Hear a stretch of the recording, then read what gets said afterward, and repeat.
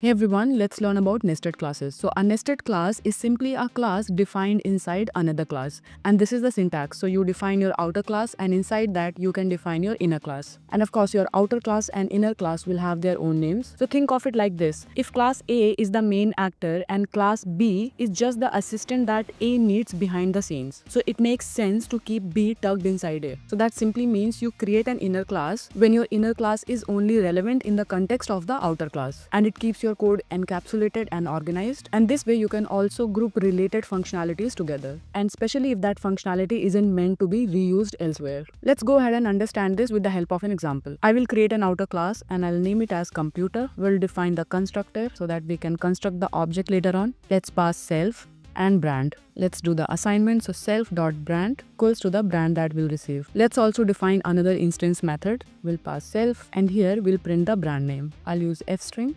So computer brand self.brand. Now we'll go ahead and create an inner class. So class, and I'll name it as CPU, and let's define an instance method. We'll pass self and here I'm going to hardcode few values.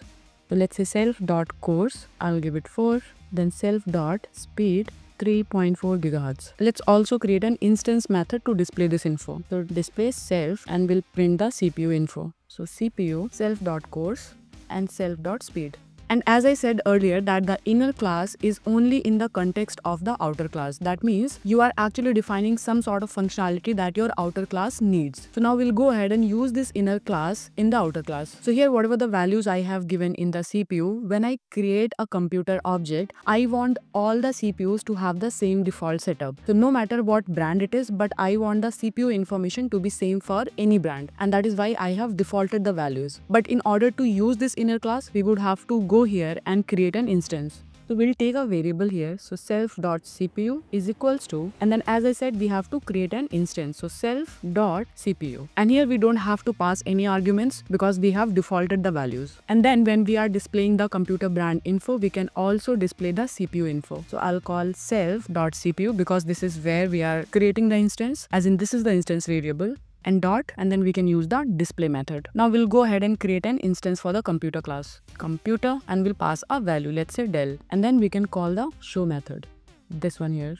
Now let's go ahead and run this. So we got the computer brand and also the CPU information. Let's recap this. So we have an outer class computer and then we have an inner class CPU inside it. And when we are creating the computer object, we are also creating a CPU object as part of it. And also notice that the CPU class is not meant to be used on its own, right? So you won't go around creating random CPUs. So you only care about them inside a computer. So here all we did that we created an object of the inner class inside the outer class. And then we were able to use the methods or the variables declared inside the inner class. So this is how you can set up a nested class. Let's go ahead and check another example. Let's take an outer class and call it game. We'll define the constructor. We'll pass self and title. Let's do the assignment. Self.title equals to the title that we receive, and let's also create an instance method. I'll say start. We'll pass self as this is an instance method, and then we will print something like starting the game and self.title.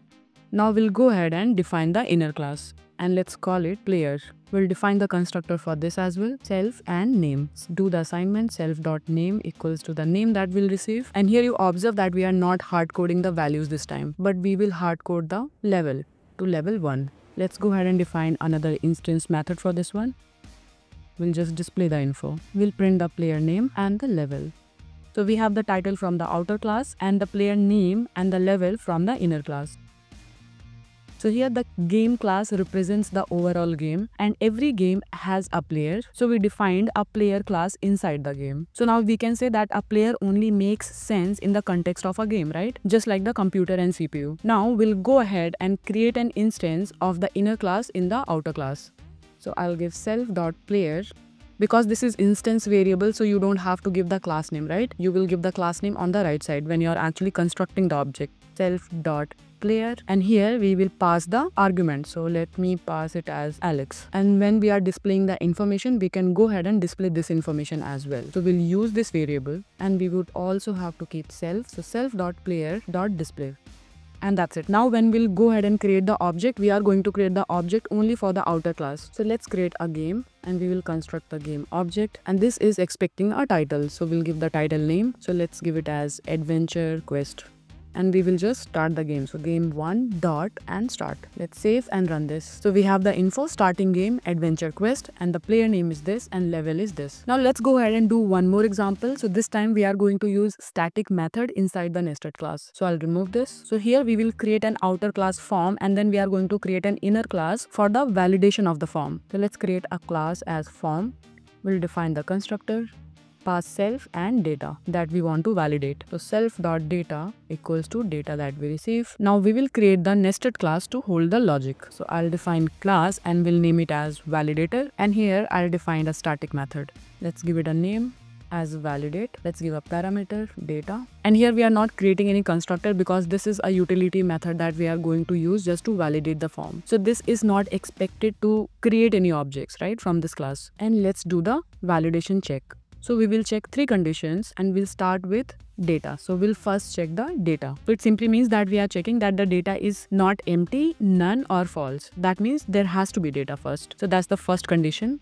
And we'll use this method to check the form of the data. So is instance data and dict. So this is going to check if data is actually a dictionary. So let's say if someone passes a string, a list or a number, it will return false. And we'll check one more condition. We'll check for the name. So this is going to check whether the key name exists in the dictionary or not. And it has to be like this because this is the key that we are searching for and inside data. So these 3 conditions are something that we are going to validate as part of this utility method. And after this, in the outer class, we'll go ahead and define another instance method. So def is valid. We'll pass self as this is an instance method, and we are going to return either true or false based on the output that this method gives us. And this is also going to return us either true or false. So here, this is how we are going to call this utility method. So self dot, and then because it's a static method, right? So we can use the class name and dot method name. And this is expecting data. So we will pass self dot data.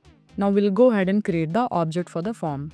So form is equals to form. So let's first give some valid data because this is expecting the data in the form of dictionary, right? Otherwise, this is going to return false. So we'll give name, let's say John. So this data satisfy all the 3 conditions, right? First, we have some data, and then this data is in the form of dictionary, and also there is a key called name. Now we'll go ahead and print. Basically, we'll call this method now to check whether the data is valid or not. So valid, and then using the form, we'll call the instance method, which is valid.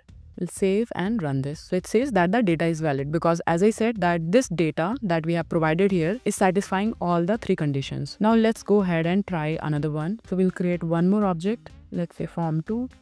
And here will not provide any data. So this condition becomes false, right? And as everything is in the combination of and, so if any of this becomes false, the whole statement will return false. So here we are giving the data as blank. That means this is gonna fail. And then let's just print this, and here form2. Let's save this and run this. So you can see we got the output as false. And also here we have used a static method because we don't need access to self or CLS, right? We just needed the logic, and static methods are perfect for that. And although we don't create objects for the inner class, but we can definitely access the inner class directly. So even in this example or the examples that we did previously, we could have accessed the inner class directly. So for example, here, if I remove this and I'll just create data. So let's say data 1, I'll give this, and let's another data 2, and here I'll give age, and let's say 30. Now in order to get this data validated, I could have directly accessed the inner class, and this is how. So you'll print and then the outer class form dot inner class, which is validator, and dot validate function, and we'll pass data 1, and similarly we can do for data 2. So this should give us true because this is how the data is supposed to be according to this validation, and this should return us false because the key name is not here. Let's go ahead and run this. So this returned us true and this returned us false. So if I summarize, nested classes are like private helpers, and they live inside another class because they exist only to support that class. And this is really helpful because it makes you write cleaner and more modular code and to avoid